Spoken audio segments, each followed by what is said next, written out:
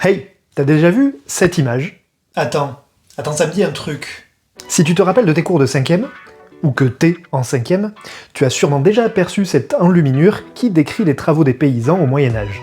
Ouais, mais ça fait loin là. C'est un calendrier agricole, extrait d'un manuscrit du XVe siècle. Chaque case correspond à un mois de l'année, avec la taille des vignes en mars, ou bien la moisson en juillet, ou encore les semailles en septembre. C'est cool, parce qu'on a ainsi une représentation des travaux des champs et des outils utilisés. Par contre, on peut pousser l'analyse plus loin. Tu remarques pas un truc? Bah déjà, pour une BD, ça manque un peu de dialogue. Alors non, et c'est même pas l'idée en fait. Non, regarde les personnages, que des hommes. Oui, mais non.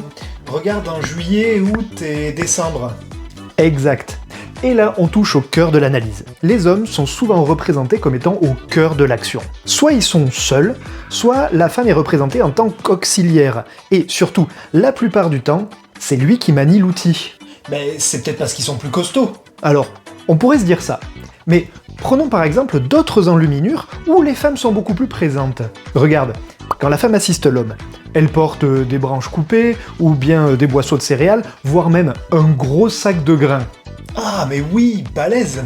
Alors, certes, une représentation genrée des travaux agricoles existe au Moyen-Âge, et les femmes avaient plutôt en charge la gestion domestique. Mais pas uniquement. Elles pouvaient aider leur mari ou être engagées comme salariées agricoles, avec des tâches et des salaires différents. En réalité, le partage des tâches, il évolue et il change selon les périodes et les lieux. Et encore, la ségrégation sexuelle du travail ne se banalise qu'à partir du XIIe siècle, et encore de façon assez fluide. Ici, ce qu'on a, c'est particulier. Faut pas oublier que ces enluminures, ce sont des représentations.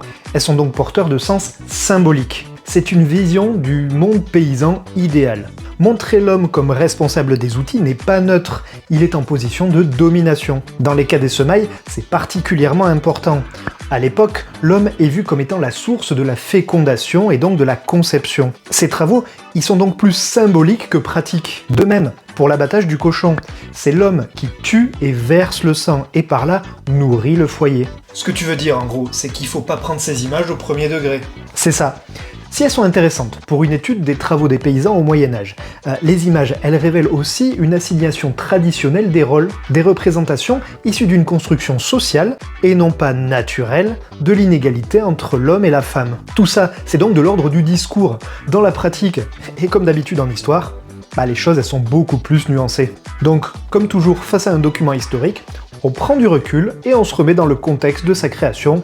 Quel est le message? Qu'est-ce qu'il représente? Qu'est-ce qu'on peut en faire? Et surtout, quelle distance on garde avec lui?